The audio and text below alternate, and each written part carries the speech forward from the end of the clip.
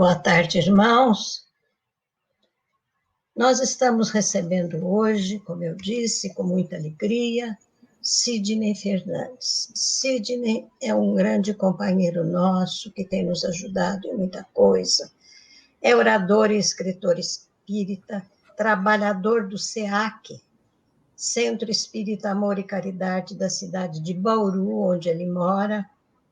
É escritor, tem vários livros publicados, já editados, já na praça, e tem livros prontos para ser entregue, para nos ser entregue, um romance que sairá brevemente, e um livro doutrinário que com certeza sairá em maio.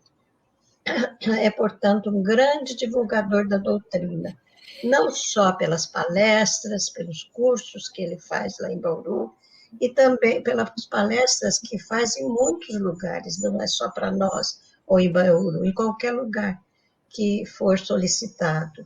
É um palestrante que faz muitos e muitos centros, tem nos dado muita ajuda, tem colaborado conosco muitas vezes. É, como eu disse, um grande espírita. Que Jesus o abençoe, Sidney, que você faça uma palestra, como sempre, nos auxiliando a seguir em frente. Obrigada, que Jesus o ilumine. Muito obrigado, Francisca. Obrigado a todos que estão nos acompanhando. É com muito prazer que eu volto a esta casa, o Consolador de Araraquara. Sempre que possível, atendemos ao convite, ao chamado da Francisca. E se hoje não estamos podendo comparecer pessoalmente, presencialmente, estamos, pelo menos desta forma, mantendo o contato com os irmãos. E agradeço muito, Francisca, mais essa oportunidade. A gratidão é nossa, Sidney, pode ter certeza. Bem, o assunto de hoje é a morte passo a passo. Dirão alguns que estamos tratando de um assunto mórbido, um assunto tétrico, fúnebre. Na verdade, é um assunto que precisa ser tratado, principalmente pelo momento que estamos passando. E talvez o desencarne que mais nos sensibiliza é sempre quando ocorre a inversão da regra natural. E temos o desencarne, às vezes, de pessoas mais jovens do que nós, e eventualmente até de crianças. O espírita é convidado a fazer uma reflexão em torno desse assunto, observando que, não obstante a ternura e a suavidade de uma criança, por trás da poesia do nascimento está o retorno de uma alma que momentaneamente está deixando a sua moradia espiritual em busca do progresso e da regeneração. A verdade é que nós não temos ainda a consciência de que o regresso à Terra nada mais representa do que um mergulho de um escafandrista na matéria densa. Se nós prestássemos mais atenção e tomássemos consciência de que apenas mergulhamos na carne, saindo da nossa moradia natural, que é o plano espiritual, nós passaríamos a encarar a morte não como a pior desgraça, como acontece com algumas civilizações, mas a libertação para a vida verdadeira. Há civilizações que nem tocam no assunto falando a palavra morte. Falam em desaparecimento, falam em ausência, mas evitam falar na palavra morte. porque ela vem carregada de muita dor, de sofrimento, e no mais das vezes é acompanhada do desespero. Na verdade, temos que passar a falar mais do assunto, como se estivéssemos fazendo a catarse em torno de um trauma, para pararmos de lamentar, porque a morte deixará de ser uma desgraça causadora da orfandade ou da viuvez, mas a libertação de um exílio. Dependendo de como vivemos, o confronto com a hora da verdade significa o rompimento dos grilhões da matéria, que vai nos possibilitar contemplar as realidades do além-túmulo. É claro que nos primeiros momentos, como é compreensível, vamos em nossa morte, vamos nos sentir aturdidos, principalmente se não nos preparamos convenientemente para ela. Mas, se, no entanto, tivermos um mínimo de empenho para conservar a dignidade, a honradez e o cumprimento dos nossos deveres, em breve estaremos bem, como uma ave que deixou a gaiola. Há uma obra de Ernesto Bozano que, pelo título, nos dá a ideia de como passaremos para o outro lado da vida, a crise da morte. Mas é bom lembrar sempre que nós vamos poder contar com o amparo de familiares, amigos e benfeitores que nos antecederam na grande viagem. Nesse livro que eu citei, A Crise da Morte, que se trata de uma coletânea de depoimentos daqueles que passaram para o lado de lá e voltam para contar as suas experiências, há um deles que diz: não, vocês estão enganados. Eu, quando cheguei aqui, não encontrei parente nenhum, ninguém estava me esperando. E esse depoimento, mais adiante, foi retificado. Havia ocorrido com esse espírito o mesmo que aconteceu com André Luiz. Depois de quase 8 anos no umbral, André Luiz pôde detectar a presença de Clarencio e de Lísias. Por que minha mãe não veio me esperar? Perguntou André Luiz. Desde o primeiro momento do seu desencarne, nós estamos aqui, ao seu lado. Mas eu não os vi, não os escutei. Na verdade, o seu nível de frequência estava abaixo do nosso. E só agora que você caiu em si e entendeu que precisava chamar de volta a consciência divina, é que você pôde nos detectar. Sofrem mais os que vão ou os que ficam? Os que partem com a consciência tranquila, em breve se recuperarão e vão se readaptar à nova vida, que nada mais é do que a continuidade do processo evolutivo, momentaneamente modificado com o mergulho na carne. E como ficam os parentes, amigos e pessoas queridas? Os que nunca cogitaram da morte ou evitaram falar dela e adiaram indefinidamente a reflexão em torno desse assunto, como se a sua hora nunca fosse chegar, com certeza ficarão perplexos diante de um corpo sem vida, principalmente se ela ocorrer inesperadamente, sem terem tido tempo de se preparar para a separação. Poderão perder o controle, a serenidade e o equilíbrio. Curiosamente, os que se deixam levar pelo desespero e pela revolta causam estranheza ao falecido. Ué, por que esse pessoal está tão triste? Por que eles estão chorando? Eu estou tão bem, não tenho mais dores. Estou numa situação gostosa, ao lado de pessoas queridas. Por que eles estão chorando? Na nova condição, dependendo de como levamos a vida, não há dores, apreensões materiais ou aquela ingente preocupação com a sobrevivência física. Por que choram os que ficaram, se o falecido se encontra bem, leve, em situação muito mais agradável do que desfrutava em vida? As reações desesperadas das criaturas ligadas ao morto, além de surpresa, costumam também lhe causar perturbação. Por quê? Porque, infelizmente, muitos de nós que ficamos remoendo, revivendo os momentos infelizes que nós evocamos.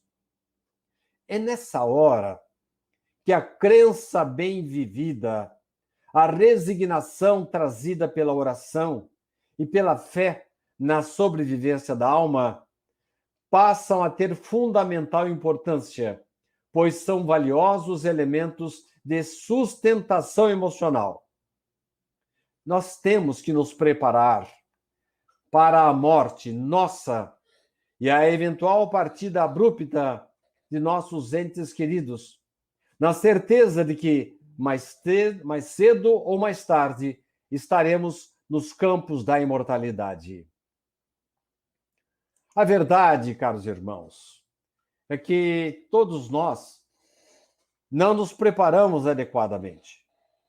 E muitos, mesmo de alta intelectualidade, de muita cultura, pessoas ligadas a grandes empreendimentos materiais, às vezes são jogados para o planeta Morte na condição de indigentes, que não sabem aonde estão, por que estão e o que estão fazendo ali.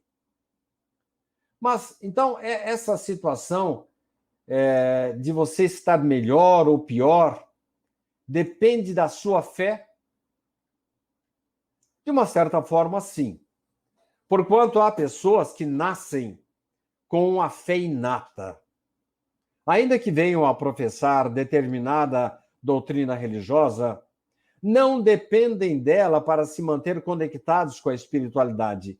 Tamanha é a confiança que têm em relação ao Criador e aos seus mensageiros. Todos nós conhecemos pessoas assim. Parece que elas já nascem com a fé inata. Elas têm uma resignação assim extraordinária. E nós, às vezes, temos que lutar para entender o porquê de certas coisas acontecendo em nossa vida. Não entendemos a mão de Deus em nossas vidas. Essa forte convicção, esta fé inata de que algumas pessoas são providas, lhes proporciona resignação e claro entendimento das leis universais.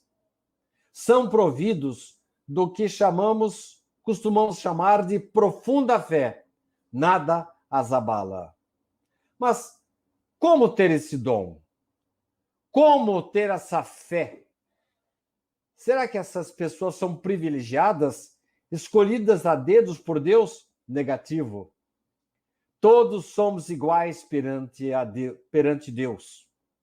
Essa fé inata não se trata de um privilégio concedido como se fossem essas pessoas escolhidas a dedo pela divindade. Todos somos iguais perante Deus.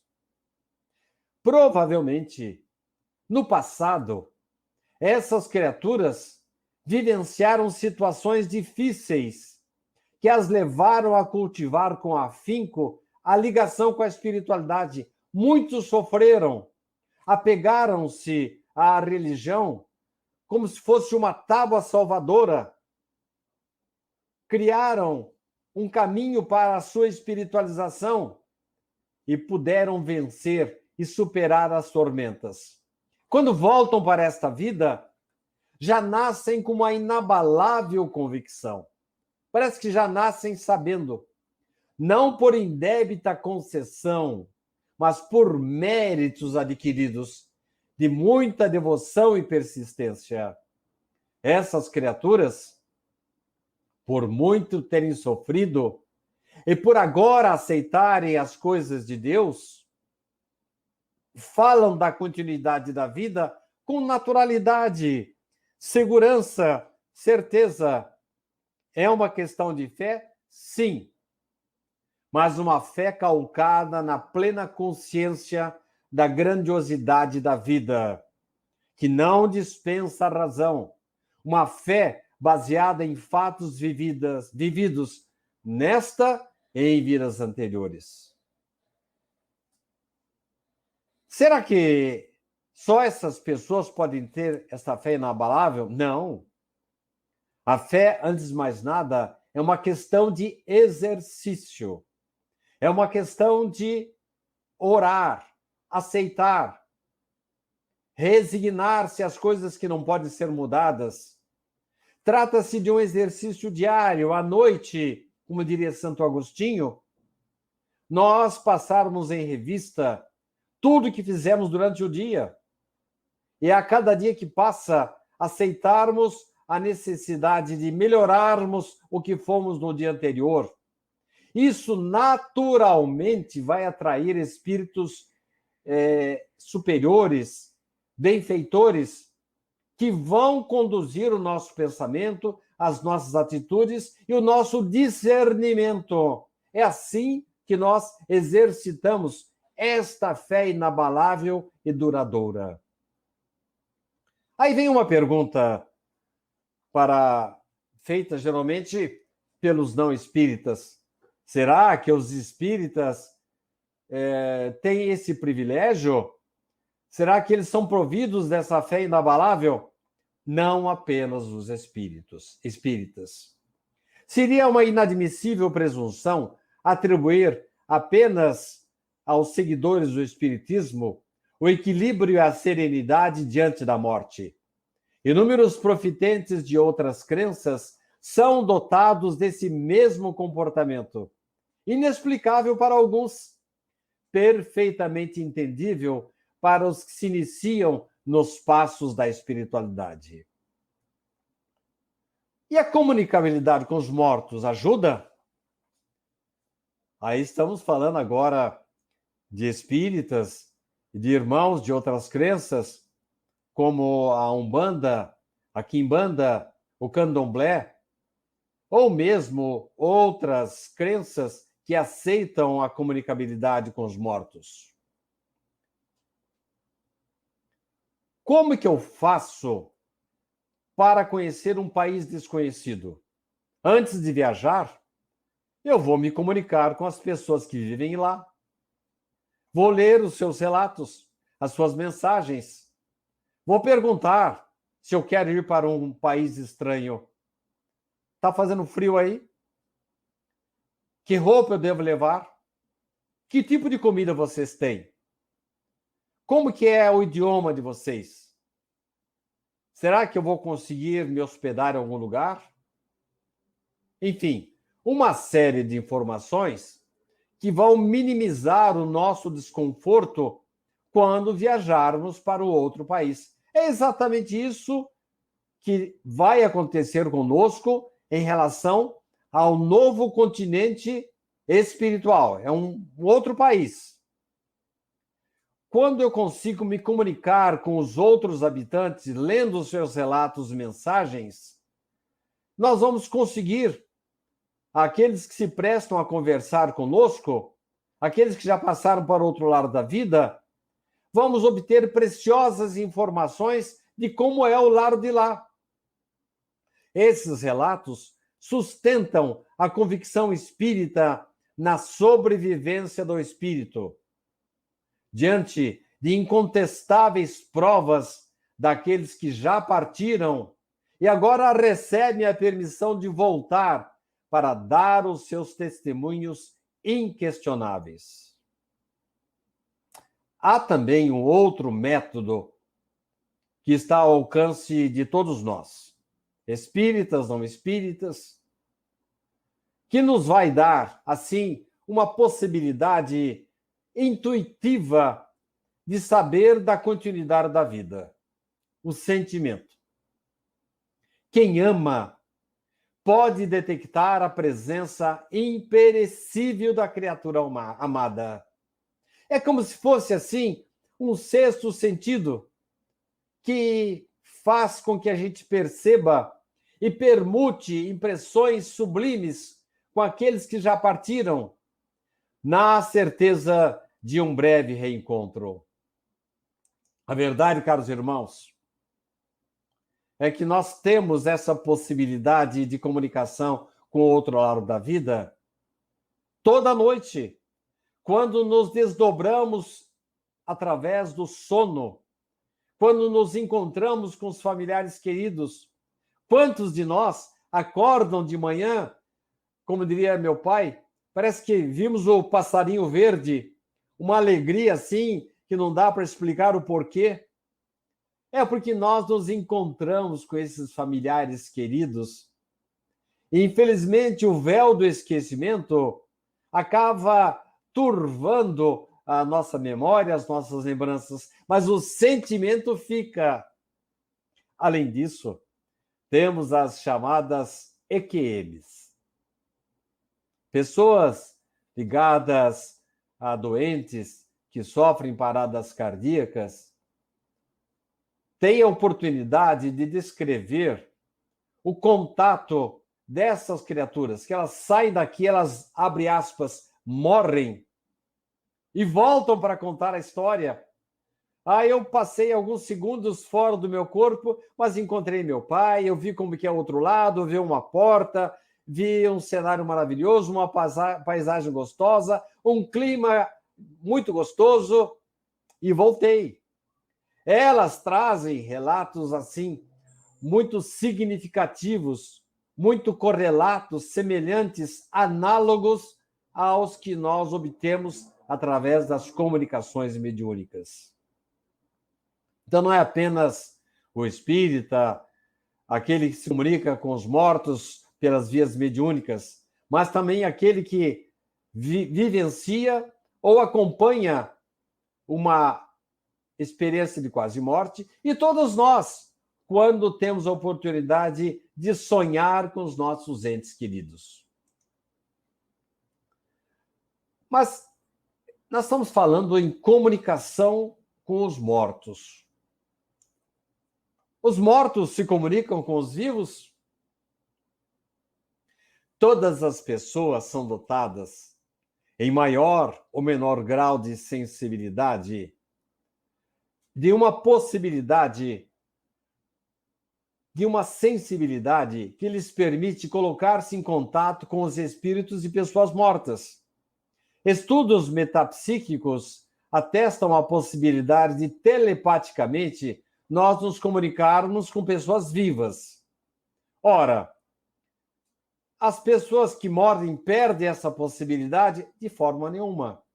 O homem é um espírito, envolto por invólucro físico. Os que morrem simplesmente não dispõem mais dessa carcaça, mas continuam tendo consciência, a mesma consciência que detinham quando estavam vivos, com maior liberdade de deslocamento e de manifestação. É claro que a morte não transforma ninguém em anjo nem em demônio. A natureza não dá saltos. Nós continuamos com a nossa inteligência, com os nossos sentimentos, com a possibilidade, talvez, de recordarmos, às vezes, não abruptamente, de algumas coisas do passado, de entender melhor a vida, mas somos os mesmos.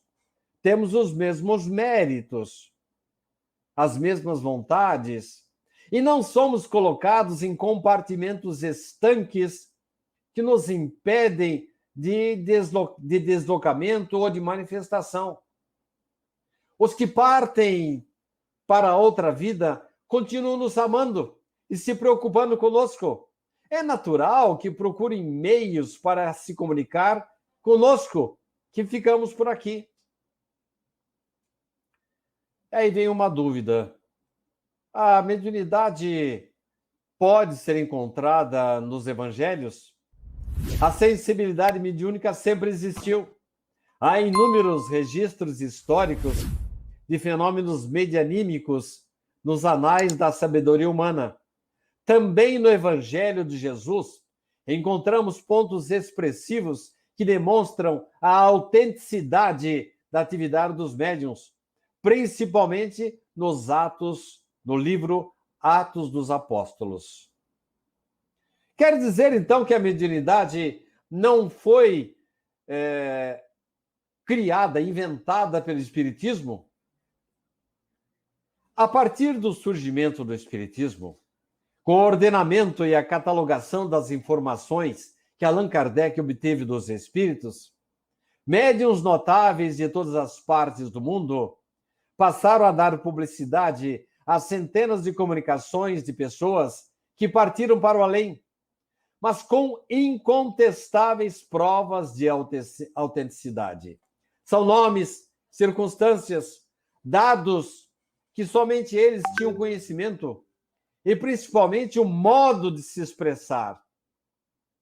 O estilo é o homem e a maneira dele se expressar é a sua identidade. Assim como acontece com as impressões digitais, que permitem, no mundo dos negócios e da investigação policial, segura identificação pessoal, a maneira de falar, de escrever, são características de criaturas que conservam do outro lado da vida suas marcas inconfundíveis.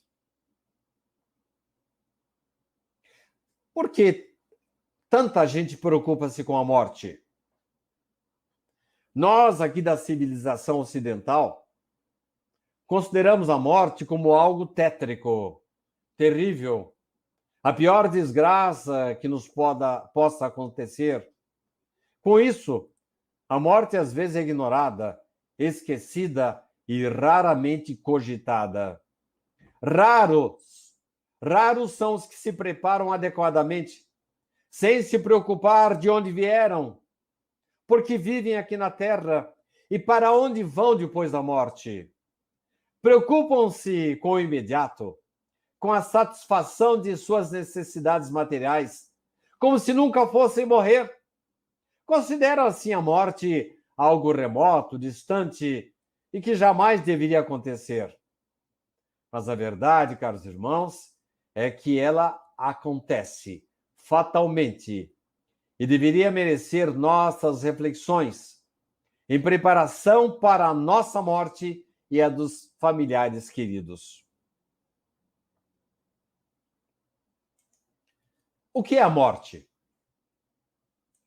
Nós temos a oportunidade, a possibilidade de identificar muitos daqueles que já morreram. E uma das maneiras mais interessantes é o estilo, como eu já falei.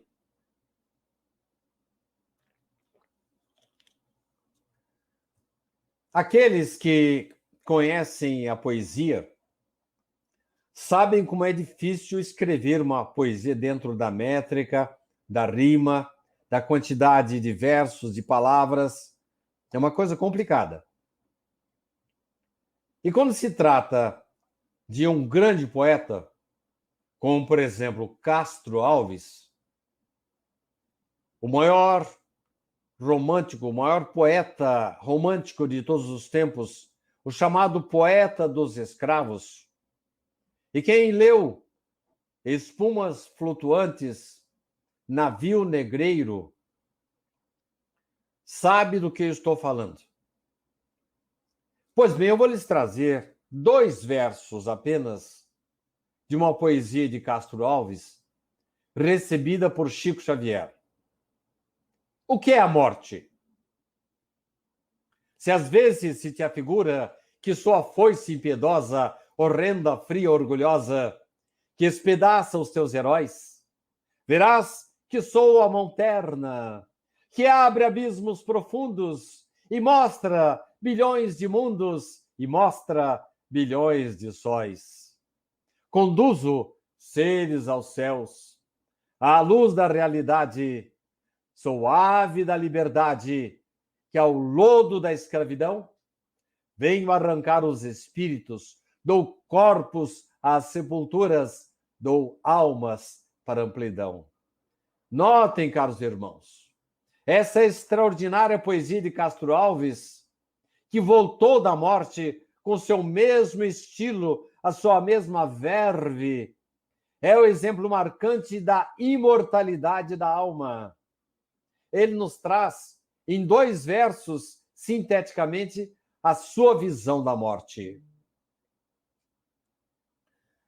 Por que algumas pessoas aceitam a morte com serenidade e outras entregam-se ao desespero?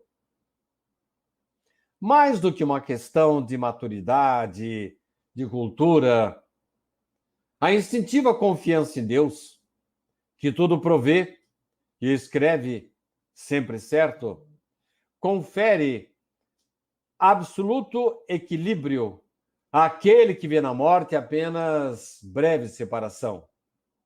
Além disso, quem estuda o assunto morte, gradativamente vai superando aquela ideia de aniquilamento absoluto para assumir uma postura evolutiva perante as coisas da vida. Quem se prepara para a morte sofre menos? Ah, sim.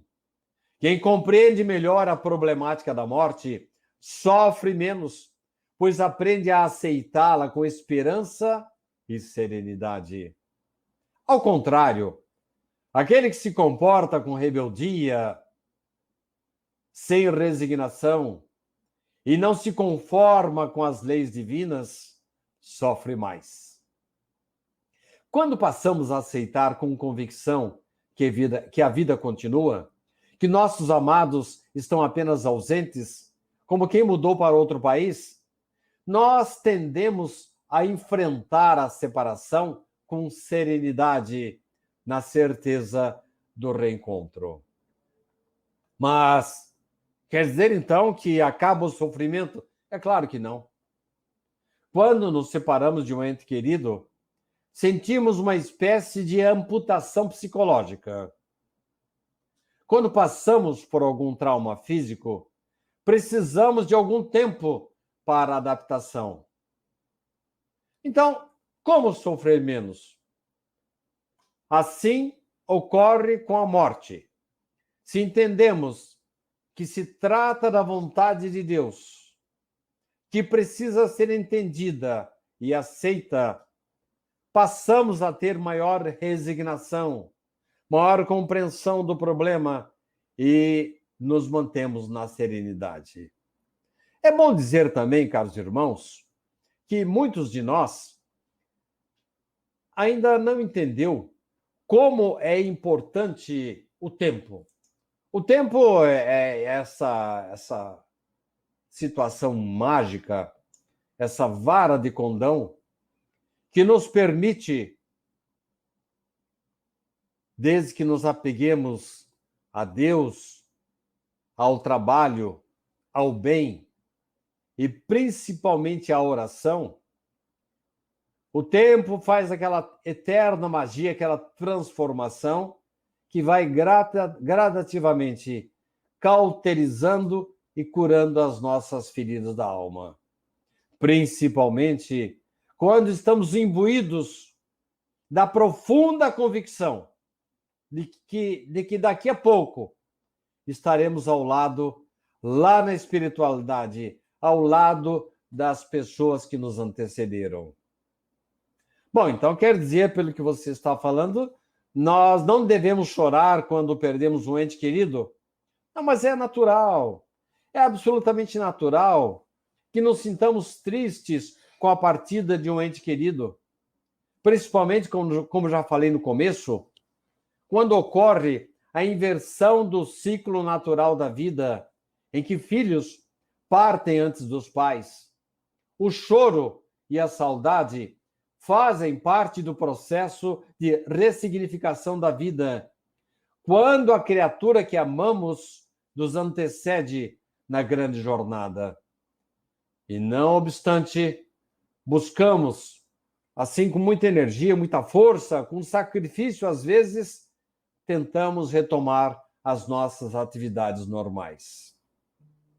No entanto, a inconformação, a revolta, sem o algodão da resignação, refletem-se negativamente sobre nossos amados.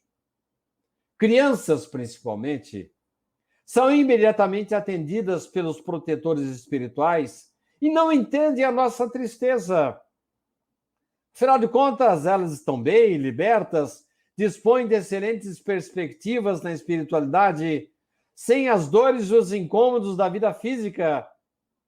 Eu me lembro de um fato ocorrido muitos anos atrás, aqui na cidade de Bauru, quando um acidente levou um grupo de crianças que estavam em excursão, e esse grave acidente culminou com a morte de quase todos. Luzia, mãe de Lucas, de 10 anos, não se conformava e entrou em profundo processo depressivo. Luzia ia ao cemitério todos os dias, lacrou o quarto do menino e recusava-se a doar seus bens. Inconsolável, revoltada com Deus, não se rendia ao fato. Luzia entregou-se de tal forma à tristeza que parecia desistir de viver para unir-se ao filho. Foi quando um amigo nosso, que vocês muitos já conheceram,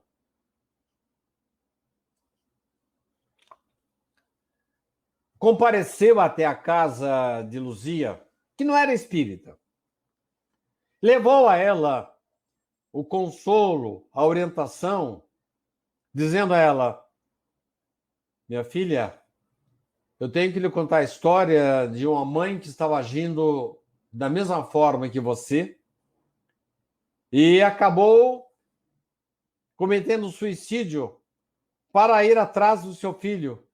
Foi a pior desgraça da vida dela, porque ela prorrogou por tempo indeterminado o momento de reencontro com seu filho. Ah, disse Luzia, assim, incrédula e até agressiva, não estou pensando em me matar. Mas, minha amiga, a forma como você está se entregando à tristeza é uma maneira de encaminhar-se para a morte. Já ouviu falar de Chico Xavier? Ah, eu não acredito muito nessas comunicações de além-túmulo. Pois bem, minha amiga, se eu estivesse no seu lugar, eu iria daqui a Uberaba orando, pedindo a graça de uma comunicação do meu filho. Luzia ficou pensando no assunto e eis que, por coincidência, entre aspas, no final de semana seguinte, iria sair uma excursão para Uberaba. E ela entrou nesse ônibus e obedeceu o conselho do amigo que a havia visitado.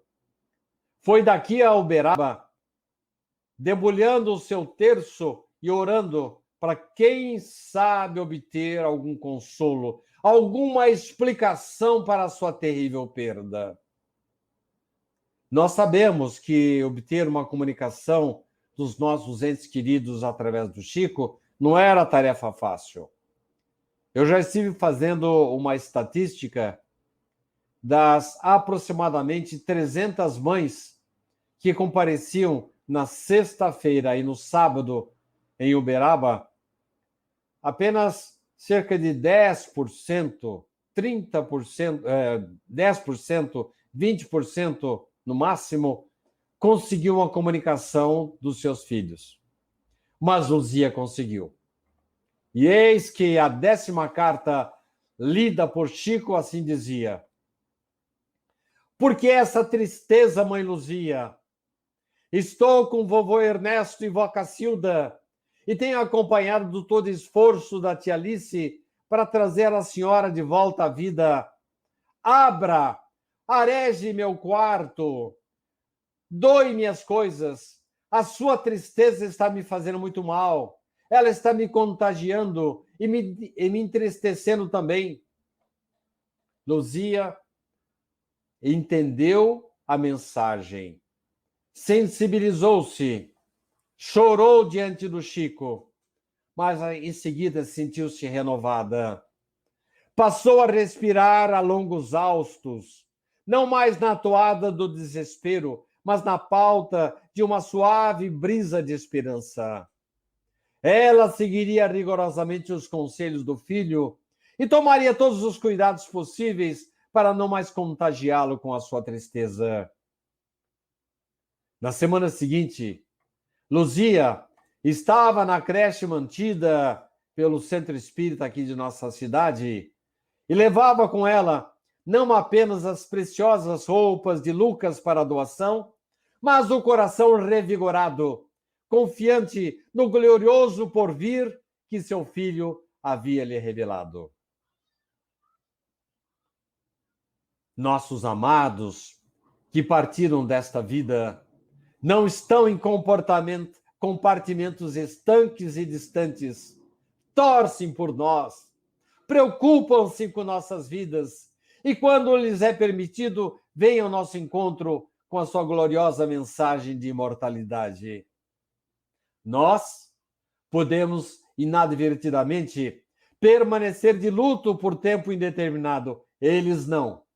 Eles esperam ansiosamente pelo retorno, pelo reencontro conosco, permitindo que mais cedo ou mais tarde nós estejamos lado a lado, na mesma situação de desencarnados, porque todos nós um dia estaremos do outro lado da vida.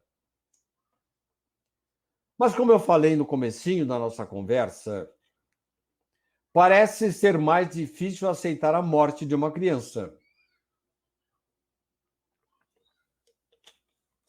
Quando ocorre o desencarne de alguém que viveu muito tempo, naturalmente surge a conformação. Entendendo-se que aquela criatura cumpriu sua missão, chegou o momento do seu retorno à espiritualidade, principalmente quando a morte é precedida de longo período de enfermidade. A resignação é natural, é quase imediata.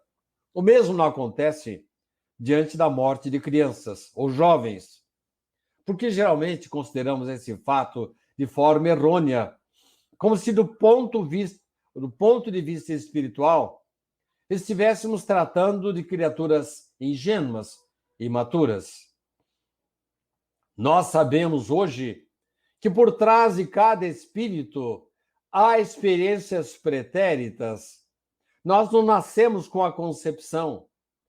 Cada uma das criaturas que nasce tem um tipo de resgate ou reparação. Por que as crianças morrem? A criatura de tenra idade muitas vezes vive por pouco tempo em virtude de vidas anteriores que não se completaram, envolvendo geralmente a cumplicidade dos pais, que também sofrem pelas partidas prematuras. Por outro lado, para que voltem ao desejado equilíbrio psíquico, muitos necessitam daquilo que André Luiz chamou de carvão milagroso. O que é o carvão milagroso? Representa o choque biológico da reencarnação.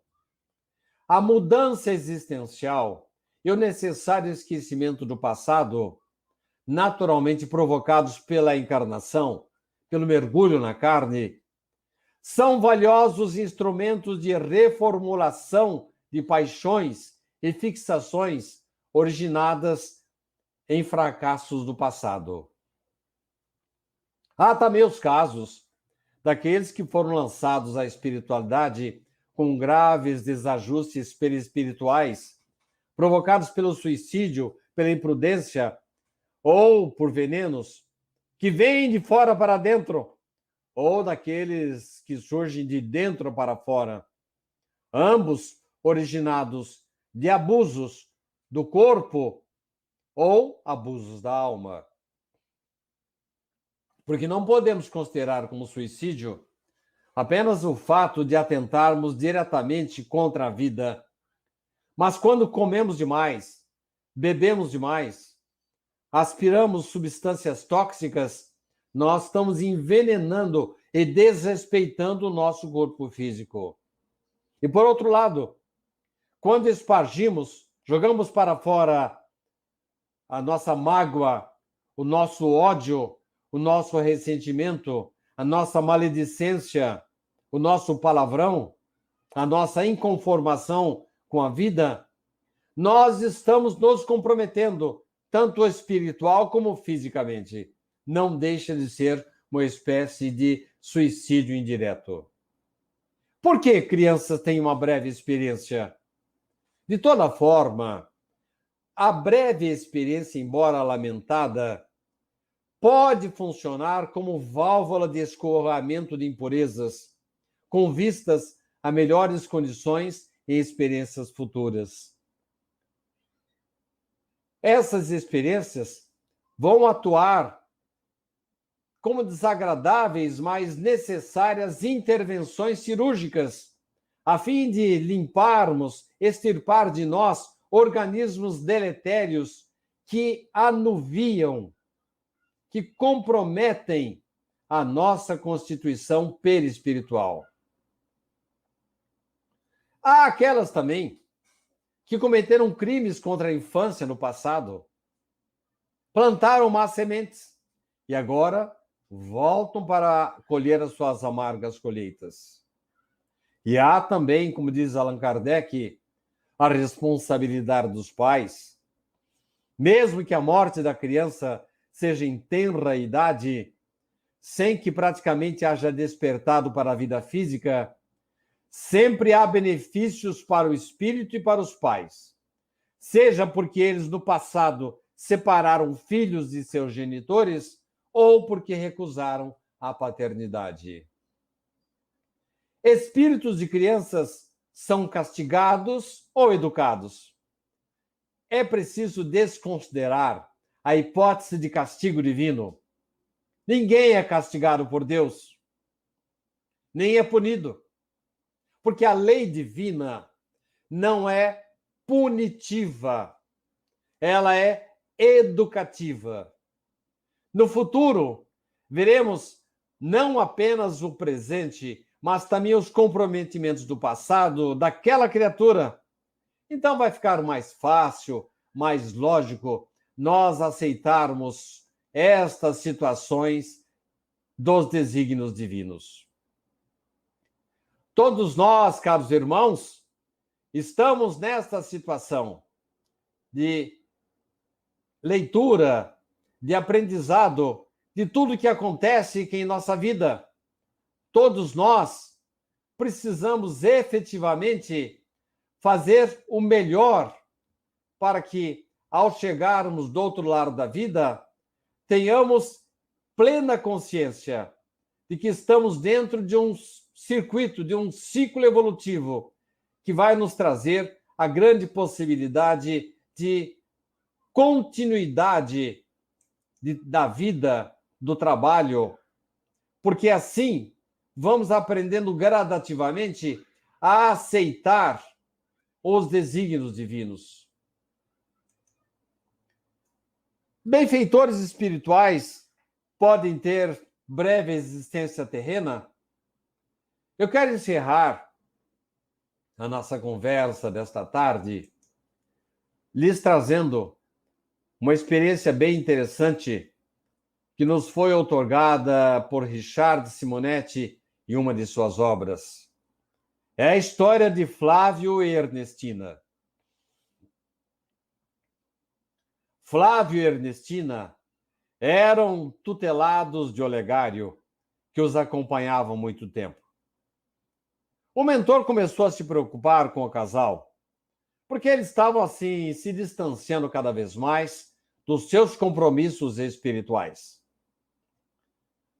Eis que uma inesperada gravidez, que driblou os anticoncepcionais de Ernestina, lhe trouxe Lucas para sua casa.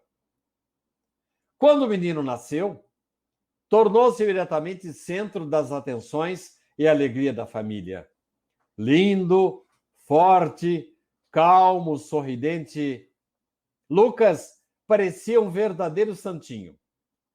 Essa criança, revelou-se ser especial em todos os sentidos.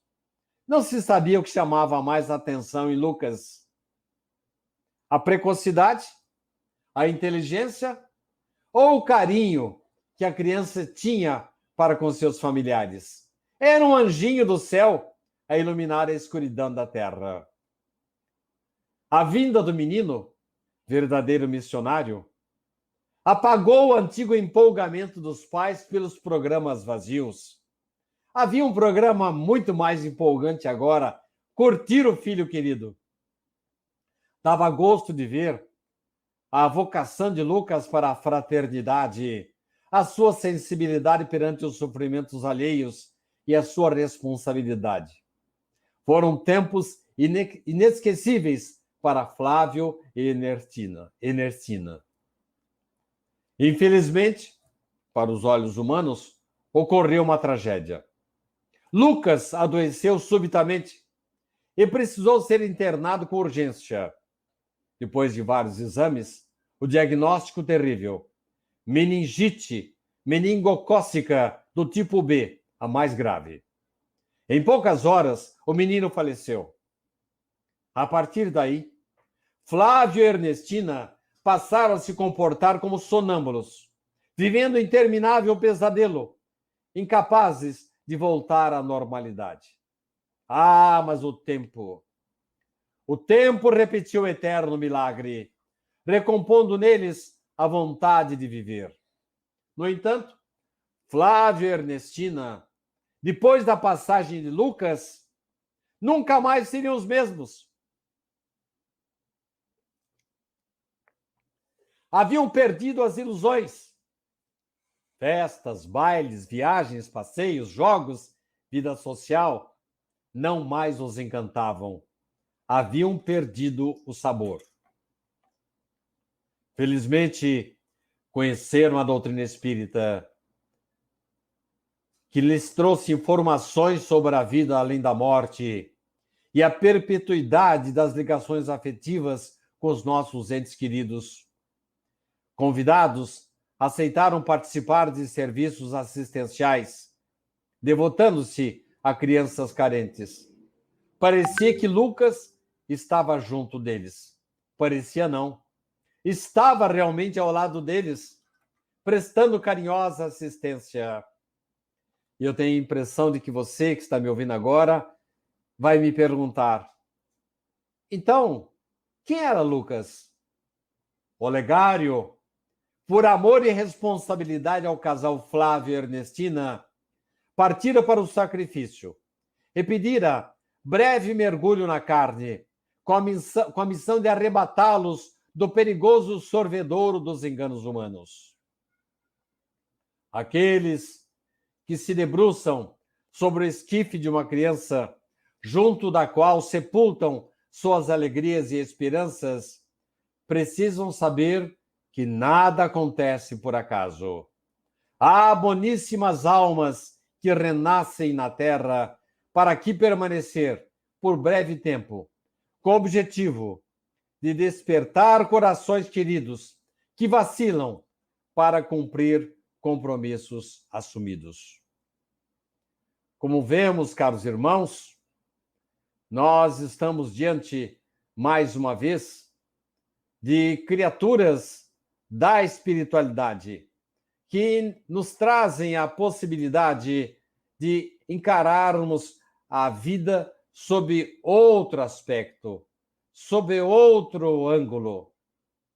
Todos nós sabemos agora que, nestas circunstâncias, nós sempre teremos que confiar em Deus. Nada acontece por acaso. Sempre estaremos aguardando a possibilidade de um novo contato com essas criaturas maravilhosas que vêm nos trazer para o coração essa grandiosa possibilidade de consolo, sabendo que a vida está indo muito além, vai muito além do que a existência física. Eu quero encerrar falando rapidamente, caros irmãos, dessa possibilidade que temos nós espíritas, aliás, todos nós temos, se estivermos realmente com os ouvidos prontos para ouvir e os olhos para ver. Qual a melhor morte? por longa enfermidade, a morte repentina por acidente? Talvez a pergunta correta não devesse ser essa. Qual é a melhor maneira de se viver? Não importa o tipo de morte que venhamos a ter, vai importar o tipo de vida que estamos tendo. Egoístas? Estamos prejudicando os semelhantes? Estamos fazendo da vida um fim em si? Cultivando vícios e paixões? Ah, se vivermos assim, tornamos-nos sérios candidatos à retenção mais ou menos longa aos nossos despojos carnais e a um desligamento difícil. Mas e aqueles que procuram ter uma vida de respeito à vida, ao semelhante? Aqueles que agem adequadamente, procuram seguir os ditames divinos, não importando a religião, mas respeitam e agem no bem, buscam, antes de partir, reconciliar-se com seus adversários e desafetos, tentam resolver as dificuldades sem adiá-las indefinidamente, estão se preparando adequadamente para qualquer tipo de morte. Enganam-se aqueles que acham que a morte repentina é a melhor das opções. Há pessoas que precisam não partir inesperadamente, mas de um longo processo a fim de fazer uma reflexão. Nós temos muitos casos que a doutrina espírita nos traz de criaturas que, infelizmente, são jogadas para a outra vida como verdadeiros indigentes. Então, a morte prolongada é a melhor? Sem dúvida, é uma válvula de escoamento, mas, da mesma forma, nós não vamos resolver com uma doença uma vida que tenha sido comprometedora. Então, qual é a fórmula ideal para enfrentar a morte? A melhor fórmula, caros amigos e irmãos, é ter consciência de que vamos nos transferir para outra vida como se trocássemos de residência, levando as bagagens que acumulamos. Nossa condição no mundo espiritual dependerá muito menos do gênero de morte que venhamos a ter e muito mais ao gênero de vida que estamos tendo. Vivendo cada dia como se fosse o último, faremos todo o bem possível, evitaremos o mal que poderíamos praticar. Assim, se aprouver a Deus nos chamar, a qualquer momento, estaremos preparados para enfrentar a morte. Eu quero agradecer aos irmãos do Consolador, que mais uma vez me proporcionaram a possibilidade, esta oportunidade valiosa de estar junto de vocês. Eu espero que eu tenha trazido a vocês algum consolo, alguma orientação, porquanto esta maneira de tratarmos do assunto nos compele à reflexão.